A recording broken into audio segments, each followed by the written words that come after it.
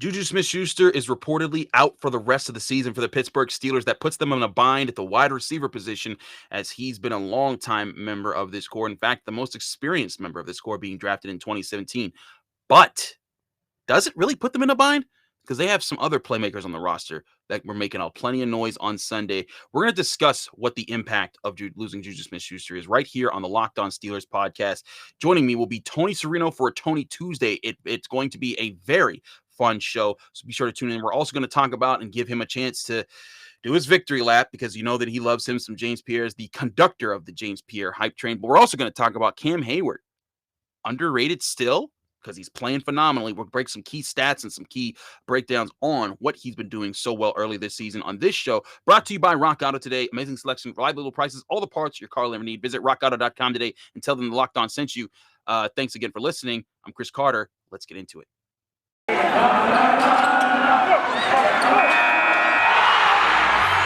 You are Locked On Steelers, your daily Pittsburgh Steelers podcast, part of the Locked On Podcast Network, your team every day.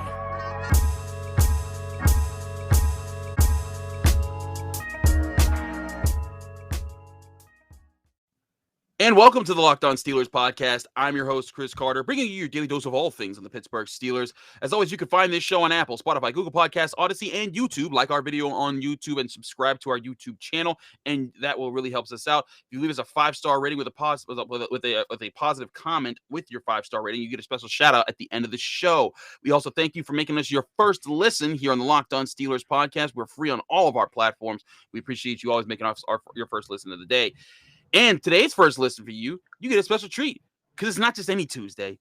It's time for a Tony Tuesday. Tony Serino, back on the saddle. What's going on, man? And it's not a Tony Blues Day. How about that? The Steelers get a win. We can talk about a win. Happy to join you today, of course. Now, before we get to being happy and talking about wins, we have to talk about the unfortunate news that is JuJu Smith-Schuster. It looked bad, and I said this on the Sunday/Monday show. Anytime you see JuJu in pain, you know it's something serious, because that man takes shot after shot after shot after shot every game, and he always finds a way to get up. When you saw him like yelling out, I was like, oh no, that's really bad. That's bad. That's very bad. And sure enough, it's a shoulder injury that will sideline him for the rest of the season. It was first reported, I believe, by Jerry Dulac, then Ian Rappaport, then Adam Schefter, and there's here and there about whether or not they had surgery already. So the eventual report is that they haven't had surgery and they're going to this later this week. But Tony, this is a big blow.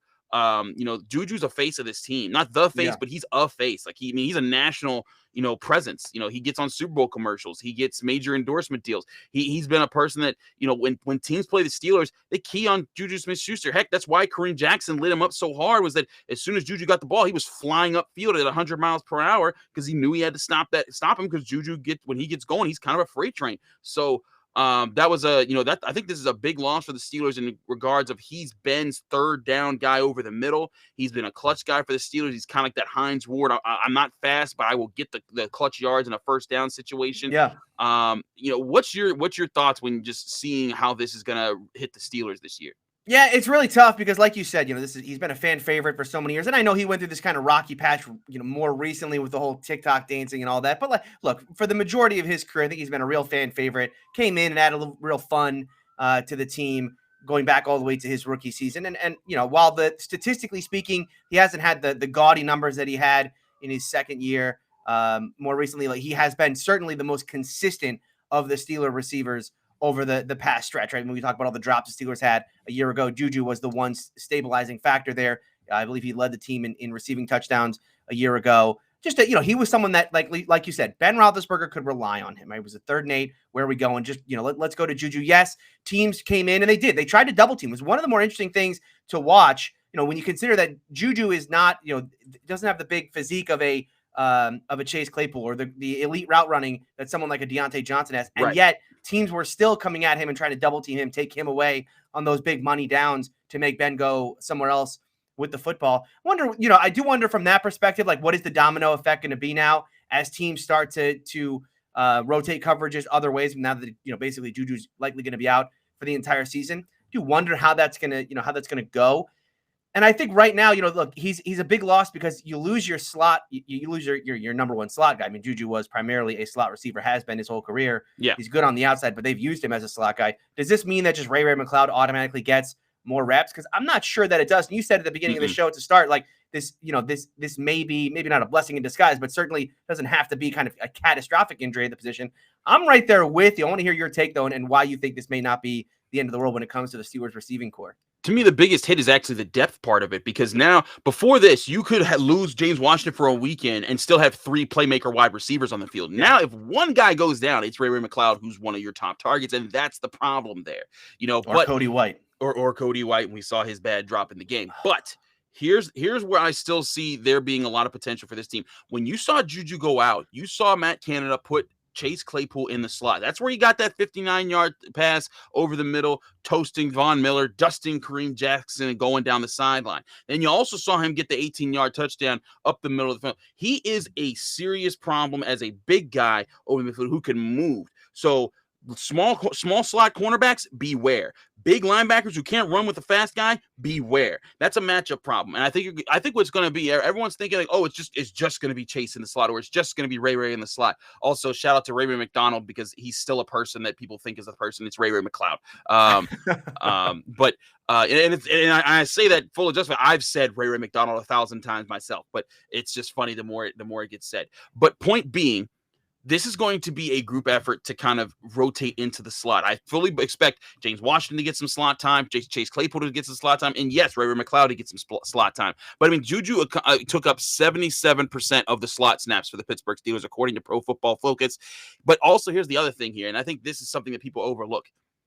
He and Diontae Johnson are the only 2 guys that don't have a drop this year. When you look across the board, Chase Claypool's got 3. Even Pat Freiermuth does have 1 drop to his name. Najee has 5. But all their other, big time, guys, James Washington has a drop. So, that's something concerning. And now you're going to be in a position where you got to find a way to make up, who's going to be that tough guy over the middle, who gets those tough yards, those tough targets when Ben Roethlisberger knows they need a big play to get, 5 or 6 yards in through the air. Is that going to be Eric Ebron, who's had 2 drops already on 10 targets? That's a little scary. Is it Pat Freiermuth, the rookie, another rookie that you put more emphasis on to make a play? Is it James Washington? Is it Kalen Ballage, Cody White, Ray McCloud, Benny Snell? Those are serious questions. I don't think it's dooming. I don't think it's crushing, but it puts them in the position where if Diontae or Chase or James go down, now your offense is like, man, we're already struggling. What do we do if one of these guys go down? Yeah, definitely. I think from a, like you said, from a depth perspective, it hurts. But I will say this: you touched on it there. Chase Claypool in the slot. We think of Chase Claypool as 6'4", 220, right? He's Mapletron, right? We compare him to Calvin Johnson. Yeah, we want him to be this great, dominant, physical outside receiver.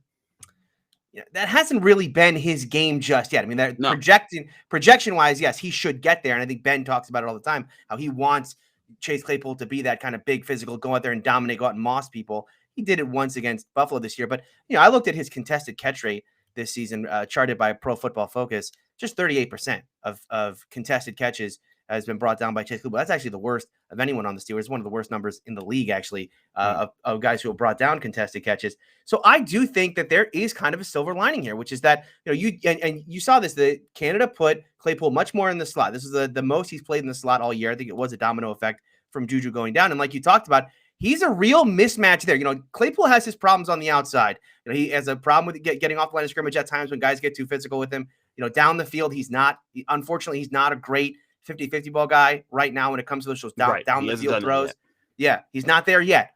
Man, in the slot, Von Miller's not covering Chase Claypool. I'm sorry. But you fast forward to that game against Cincinnati coming up, Mike Hilton versus Chase Claypool. I mean, Mike Hilton's a nice player. We all know Mike Hilton's a nice player, but from a physical perspective, Mike Hilton can't go with just Chase Claypool. That is just not going to happen.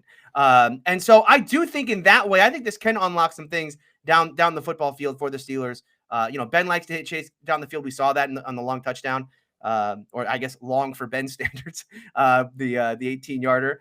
I do think that this kind of is a, almost like a happy accident, right? You don't want to see JuJu go down, but it does force the Steelers' hands a little bit to play some guys, quote unquote, out of position. And I think Chase Claypool right now might be a better slot receiver than he is an outside receiver.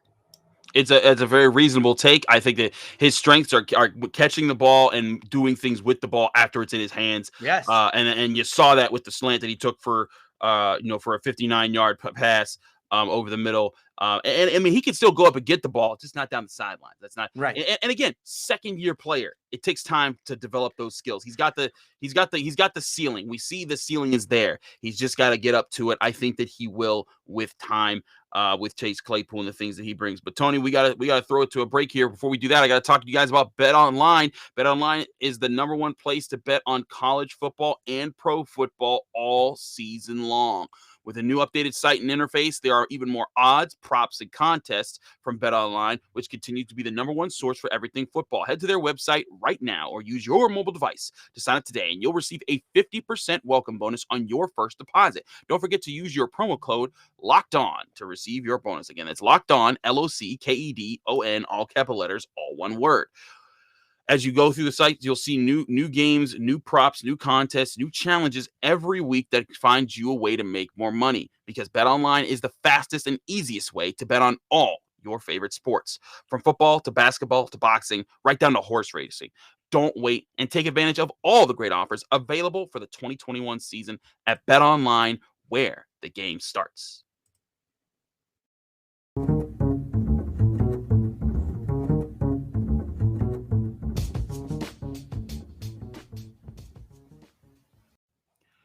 Back here on the Locked On Steelers podcast, I'm your host, Chris Carter, here with Tony Serino for a Tony Tuesday. Tony, we are going to give you some room here to celebrate. He's stretching. You see he's excited if you're watching on YouTube, because we're talking about your boy. He's even grunting and making noises. We're talking about your boy, James Pierre. Now, for those who don't know, if you're new to the show, Tony said way back in March, after we watched the Super Bowl, got a chance to talk about things, he said James Pierre's the guy. Literally, right after they cut Steven Nelson. It was right after they cut Steven Nelson, and he said it's James Pierre's season, even though it was spring. And every season is James Pierre's season, as we found out on Sunday. As you're seeing his enthusiasm, if you haven't seen it before, if you're a longtime listener, you're like, here he goes. But I mean, you've called him the Peyton Manning of cornerbacks. You've called him a future first ballot Hall of Famer. You've given him all these crazy names that I have tried to warn you about. But I mean, it's no surprise you were this excited about Devlin Hodges too. Still am. Not worse. Still am. Okay. Anyways, I give you the floor because I think that James Pierre had a solid game. And I know everyone's getting on him for giving up that big touchdown play, and it's the second such big touchdown he's given up in single coverage. You don't want to see those plays, but his chase down on Diontae Williams to make that stop at the 1-yard line was a huge play. It stopped the Broncos from getting a touchdown. They eventually got held to a field goal. And then, of course, to stick with a play as long as he did on that final play for the Steelers, where he got the interception on Teddy Bridgewater, also reigniting anyone's faith in the song Renegade, because people have been saying, oh, Renegade doesn't work anymore. Renegade. But now it's back because of James Pierre. Tony Serino, take the floor. It's your victory. Well, Chris, as I said a couple weeks back, we had to go in. We had to do some maintenance on the James Pierre hype train. Wanted to get things back on track. And here we are, the James Pierre hype train, full steam ahead. Fans, jump on board now, because there may not be much time left. Okay, he showed us on Sunday. Chris calls it a solid game. This was a future Hall of Fame performance. Okay, because what we've seen out of Steelers corners in the past, and Steeler fans know a bad cornerback when we see one. Or we have lived through some pretty bad cornerback play. And the worst trait that bad cornerbacks have is that they let bad plays get in their head, and everything kind of spirals from that point. One bad play turns into 2, turns into 3, turns into a terrible game. Guys are just getting picked on all day. Every Steeler fan has seen that guy. We've all seen that guy. That is not James Pierre. That's what I loved about this performance. Look, you never, obviously, I did not enjoy watching James Pierre give up another long touchdown down the sideline. I will question one thing. The Steelers are paying Joe Hayden this year like $18 million. Are we sure that the best place for Joe Hayden on these plays, like Jamar Chase was the only good receiver on the Bengals that day. Auden Tate was the other outside receiver. James Pierre's covering Jamar Chase. Joe Hayden's covering Auden Tate. In this game, you got Cortland Sutton and Tim Patrick. I mean, I'm sure Tim Patrick's a fine receiver, but Cortland Sutton's the real worry there. and you got Hayden covering him. Okay, that's fine. Listen, maybe the coaching staff feels like I do, future Hall of Famer, and in that way, me and Keith Butler are finally on the same page here, Chris. Okay, me and Keith Butler. You have hated Keith Butler for like, and you know what? Years. And I'm coming around. Because you know what? It's the only explanation that I can take for why would you put James Pierre one-on-one against their top corners in these big situations is because Keith Butler listens to this show. He understands. He sees what I see in James, and he was rewarded for that because late in the game, as you said, James Pierre made some huge plays down the stretch. I mean, that tackle by Javonte Williams saved the touchdown, led to a field goal. Big play. Yeah. He nearly had an interception down the sideline. I believe that throw was to Patrick. And then the interception late, fantastic. Yeah, I mean, I think James Pierre, this was a very, very good performance from James Pierre. And it is the kind of thing that we talk about the offensive line and you want to build on this, right? Yeah, there's some building blocks here to work on. I thought this was James Pierre's best game of the season. And it comes in a game in which he gave up a long touchdown, a part of a near collapse by the defense. You said, wait. Before you continue, hold this line. I would love for the audience to rewind this video, watch all of his monologue, and the only time he even froze for a second was when he had to explain the long touchdown pass that he gave up in this game. The long touchdown was not great. It's not a great play, but again, it's the kind of thing that great players are built on. Right, you gotta know what losing is like. Serino, the master of spin. Exactly. Right, you don't understand the highs until you can appreciate the lows. Oh my God. All right, and that is where we are with the James Pierre hype train. We have felt the lows this year, but here we are on the highs. James Pierre, I mean, listen, did he single-handedly win this football game for the Steelers? Yeah, absolutely. I thought you were at least going to be a little bit humble. Like, did he single-handedly win? Yes, absolutely. I mean, without a doubt, no question in my mind, he absolutely won this game for the Steelers. So anyway, there's that. Jeez. By the way, the 42 jersey in the mail. You'll see it coming up here. Not sure how long NFL.com will take it to ship, but you'll see it here on the show, here on Locked On Steelers. Oh my gosh. What am I going to do with you? Well, I'll tell you what, James Pierre seems like he's going to be around a little longer than Duck Hodges was. So this meme, where the Duck Hodges meme kind of had a natural ending after a year. Yeah, right. Feels like this one's going to go on for a little longer, Chris. I apologize. When does your jersey get here? Or get there? I don't know. It hasn't actually shipped yet. I just ordered it yesterday. So. Oh, okay. Yeah. Right. So I was gonna say if you have it like next week, that's a problem. Why? Like that's way too fast. Like no, I express shipping. I need it here. I would like it here by AFC North Talk, which tapes tomorrow or today as you're listening to this. But that's not gonna happen. James Pierre, noted check notes. Broncos killer. He is. Yes. The first of many. The first, that's the one for how they keep track of franchises that Tom Brady has beaten. Let's mark this one down. Franchises that James Pierre has single-handedly beaten. It's 1 out of 32 so far. Hopefully the Steelers keep him with the team for his entire career, so they never have to be on the other end of this one. But that's 1 out of 32 so far. Gosh. And actually, his pass breakup against the Bills is pretty big. I don't want to say he single-handedly won that game. I'll give him half a win on that one. Half a win. So that's 1.5 so far. Keep that track. See what I put up with. This is why we love this man. This is why we love this man here on the Locked On Steelers podcast, which is brought to you by Rock Auto. Save time and money when using Rock Auto.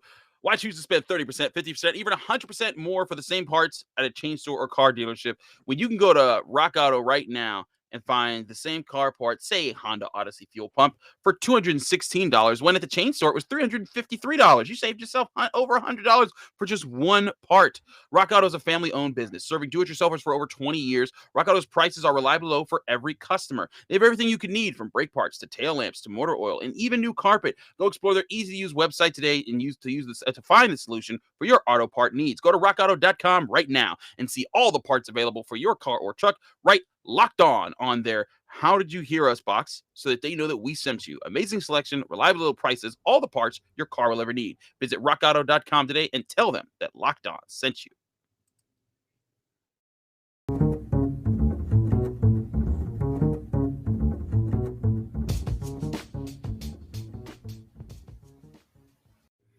Wrapping things up here on the Locked On Steelers podcast, I'm Chris Carter here with Tony Serino for a Tony Tuesday. Tony, now, I know you want to say that James Pierre single-handedly won this game. Mm-hmm. I'll concede that there might have been some other contributors. There might have been. There might have been some other contributors. Yeah. I would like to propose to you, if you truly believe that, I would like you to fly up. You're right. You're in Florida. Yeah. Fly up to Pittsburgh on a Wednesday leading into a Thursday, because on Thursday morning are the mornings where Cam Hayward speaks at the Steelers facility. I will work to get you credentialed, and I want you to walk up to Cam Hayward before the practice when he speaks and say, "Cam Hayward, James Pierre is dragging you to victory." I want you to say this because you're saying that he won this game by himself. Well, it's amazing that James Pierre doesn't have a back injury today, considering how much he had to carry that defense on Sunday. No, but listen, talking about Cam Hayward here, Cam Hayward has been phenomenal this year. And, at the age he's doing it, right? I mean, this guy's 32 years old. It's what's amazing to consider about, because we're going to get into his stats and everything, but let's just contextualize it this way. This guy signed a big contract. What was it? Was it last offseason or the offseason before? And there was a lot of thought going in of like, I don't know. I mean, come on, this guy at his age, how much longer is he really going to play at a high level? Chris, I don't want to say this is his best year, but he is having a phenomenal season once again at 32 years of age. And it does bring up the question of like, how much longer? I mean, we can see this for another. How much longer can he do this? Yeah. I mean, he's playing at a high level. He's always played at a high level, I'd say back to 2015, 2016. And it's just continued to increase. But it's like now it's like he's done it so often now that you can't deny it anymore. Before it was like, if you were a Steelers fan, you're like, Cam Hayward's one of the best defensive linemen in football. And people would be like, baloney. You're just saying that because you're a Steelers fan. Now that he's done it for like 6 years in a row, people are like, okay, I guess we got to give you him. But to your point, first of all, I want to point out, not only is he 32 years old, but he is literally 1 day younger than me. I was born on March 25th, 1989. Wow. He was born on March 26th, 1989. My parents always tell me that we played Little League baseball together at Frick Park, or like against each other's teams. It's obvious who was the better athlete in those situations. Oh, you were, of course. Yeah. Totally. That's exactly. Don't put those words in my mouth. Cam will find me and punch me. We're gonna. I'll go up. You know what? We can go up together at the press conference. You tell him you're a better athlete than him, and I'll tell him that James Pierre has dragged him to victory. But and it's funny because we have like the same haircut. We're both light-skinned guys with dark beards, and trust me, I've gotten the "you look like Cam Hayward" joke a lot. Anyways, but in all seriousness, about Cam Hayward right now in the NFL, if you look at all defensive linemen according to Pro Football Focus, Cam Hayward has the second most hurries of all defensive linemen, second only to Aaron Donald, who has 20. Yeah, Cam Hayward has 17 also. This is literally, I know this isn't a live show right now, and we're taking a quick break for this, but the Steelers are trying out Anthony Miller, receiver, so it looks like that's going to further confirm their plans of what they want to do at the receiver position. We'll see how that goes. We'll keep you abreast of that. But literally, we're recording this. Aditi just said that he's getting a physical. They may even sign him. That sounds like a done deal if Aditi Kinkabwala is tweeting that. But like literally, we're recording this on Monday. If this is happening, that means we'll probably be talking about that very soon, later this week. But back to Cam Hayward. We'll talk more about Anthony Miller later in the week. Back to Cam Hayward. 17 hurries is the second most of any defensive lineman in football. He also has a sack on the season. He has 19 tackles, which is tied for third among all defensive linemen. But something, and this is to the people that asked this in the Locked On Steelers Facebook group. If you're not in that, go on Facebook, search Locked On Steelers, ask to join the group. Be sure to answer the questions. There's a few questions to keep out the bots, like, are you a Steelers fan? Who's your favorite Steeler? What's your favorite Steelers memory?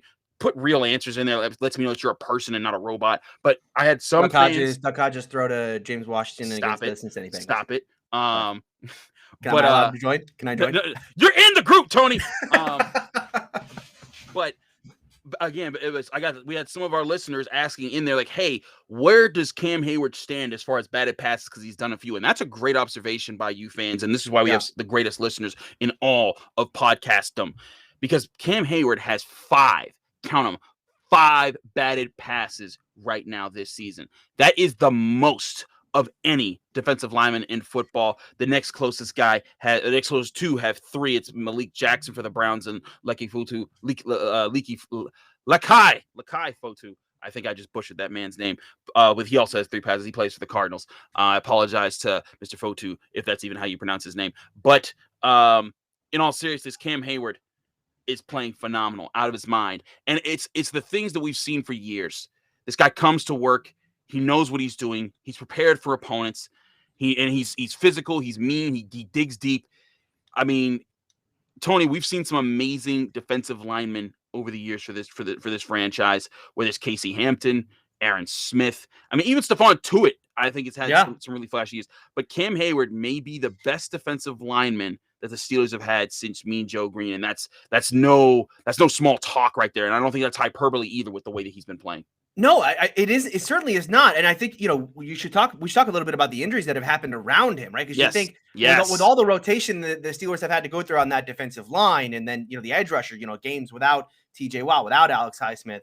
And, so it becomes very easy for teams then, hey, let's just take Cam Hayward out of the game. Cam Hayward hasn't had a bad game yet this season. I mean, look, his stats are gaudy. I know a lot of those stats did come, in fairness, like, he did load up. Everyone loaded up in that Bills game because the defense was absolutely phenomenal. Yeah, I think PFF has Hayward charted for like 12 pressures in that game against Buffalo. But regardless, I mean, the guy, it's not like, okay, he loaded up on pressures in that game, but he's been very good in every game since. And I think, in a season where the Steelers need kind of that rock, right? Because they've gone through so much rotation. Who's going to be, is Watt healthy this week? Is Highsmith healthy this week? They have Melvin Ingram, and then everything on that defensive line with Tuitt being out, and then now Alualu's gone, and even the guys behind them have kind of had to rotate a little bit with Carlos Davis being out. Having a guy like Hayward in the middle who's been that rock for this team, I mean it provides the level of stability. Even though this defense maybe isn't as good as it has been in the last 2 seasons, his stability in there is why. Look, this is still a very good team as we've seen in weeks past in those kind of money situations, red zone situations, getting teams off the field in big situations. They've been able to do that, and I think Cam Hayward is a big reason why. He absolutely is. I mean, he's rotating. I mean, Chris Wormley, Henry Mondu got a sack. That's straight to when you're looking at how teams are treating him, how teams are treating Cam Hayward. They have to focus on him, and he's still finding ways to contribute. That's the thing. Like, they're double teaming him. They're focusing on him. When you look at TJ Watt's been getting triple teamed at times, but Cam Hayward's still getting that kind of attention. That to me is a very good sign that this man is just doing everything that he can for this organization. And I think it's one of those things that you think you appreciate it right now, but like when his career's over, Steelers fans are going to be like, man, I can't believe we got to watch Cam Hayward play for this organization for that long. I mean, he's just been that good for quite such a time. And again, it's different ways. He's finesse when he needs to be finesse. He overpowers you when it's time to overpower you. He leans when he knows that, hey, this is a play where they're going to try to get off a quick pass. He jumps back and swats it away. He does that kind of stuff.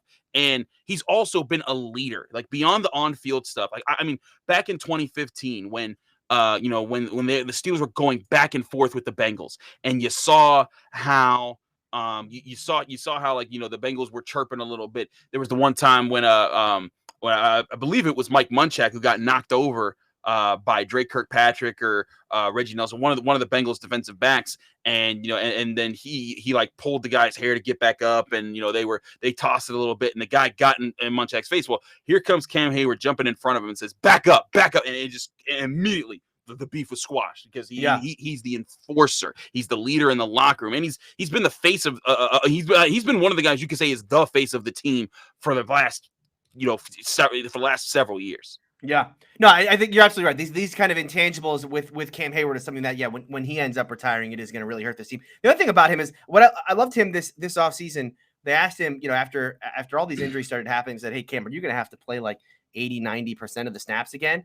And he's like, I hope not. He understands. Like, he's yes, you want a player to play. You want the player to want to play every down. But Hayward's at a point in his career where he knows, look, if I have to play 80-90% of snaps, I'm not going to be the same player in weeks 16, 17, 18 of this season as I am right now. And understanding, like, I got to be put on the pitch count because I want to be just as good in the later parts of the season, right? That kind of self-awareness. Tomlin talks about this all the time, being able to talk to his players and learn from them, and how to coach them and how to plan for them. I love that about him as well, right? That he can be that kind of self-aware and say, hey, we're going to be a better defense if I don't have to go out there and play 80% of the snaps here in week 4 or 5. Right. And again, he knows what the game is. He knows what the deal is there. So, Cam Hayward, we're just doing this segment to just say, hey, Steelers fans appreciate him, but I think he's still underrated. Like, even though people are starting to be like, oh, we respect Cam Hayward. No, like it needs to be Aaron Donald and him as the 1A and 1B of and definitely Aaron Donald number one. I'm not trying to say that Aaron Donald isn't this gigantic freak of nature that just destroys everything. He is the best defensive lineman in football, but Cam Hayward needs to be first in line for the runner up behind him, and he's played great football. And it's crazy because these are both two dudes that are from Pittsburgh. That's the other part of this. Aaron Donald is from here, went to Penn Hills, went to play, played at the University of Pittsburgh. Cam Hayward, his father played at Pitt. He grew up in Pittsburgh. I think that's kind of also something for Pittsburghers to celebrate. Like, man, I mean, on top of Joe Green as being the greatest defensive tackle of all time, it's a lot of talent coming right from the city. So absolutely great stuff there for Cam Hayward. We look forward to seeing him continue that throughout the year. But Tony, thanks so much for doing this show as always. It's always a pleasure to have you on a Tony Tuesday. Let people know they can find you, follow you, and get more of your work. Sure. If you want to join the millions of people already on the James Pierre hype train, be sure to follow me over on Twitter at Steeler Country is where you can find me. And let me know if you are joining up with the James Pierre hype train after the future Hall of Fame performance you just had against the Denver Broncos. 1 out of 32. 1 out of 32 so far for James Pierre. The beginning of many here, or the first of many, I should say. You can also find me on my YouTube show. AFC North Talk is a roundtable show all about the AFC North. I will certainly be gloating about not only the Steelers win, but a couple bad losses by the Bengals and Broncos, including a kicker celebrating a missed kick. That's embarrassing. That's what the Bengals have come to at this point. Hey, they almost won. If it was a game of horseshoes, the Bengals and Browns would be doing very, very well this year because they've almost won quite a few times. And then you've got Baltimore tonight as we record this. I hope they lose. It'll make AFC North Talk a lot more fun. So be sure to check that on YouTube, AFC North Talk. You can find me. My channel on YouTube is Steeler Country with Tony Serino. Do check Tony out. He's great. He's hilarious. He's awesome. That's why we have him here every week that we can. I'm Chris Carter, host of the Locked On Steelers podcast. Follow me on Twitter and Instagram at Carter Critiques. Check us out. The Locked On Steelers podcast on YouTube, Apple, Spotify, Google Podcasts, and Odyssey. Rate us 5 stars with a positive comment on Apple. We get you a shout out at the end of the show. Like this video. Subscribe to our channel on YouTube. It really helps us out if you want to help out the program. Thanks again for listening. We'll have Doug Whaley, former Steelers former Steelers personnel director, and of course, the former Bills GM. He's got a lot of thoughts on what the Steelers have been doing. I'm going to ask him about this rumor about Mike Tomlin wanting a veteran quarterback started by Jay Glazer. It's going to be a big question. Stay tuned for Wednesday's episode. It's going to be awesome. Chris Carter, we'll see you then. Duck's a veteran.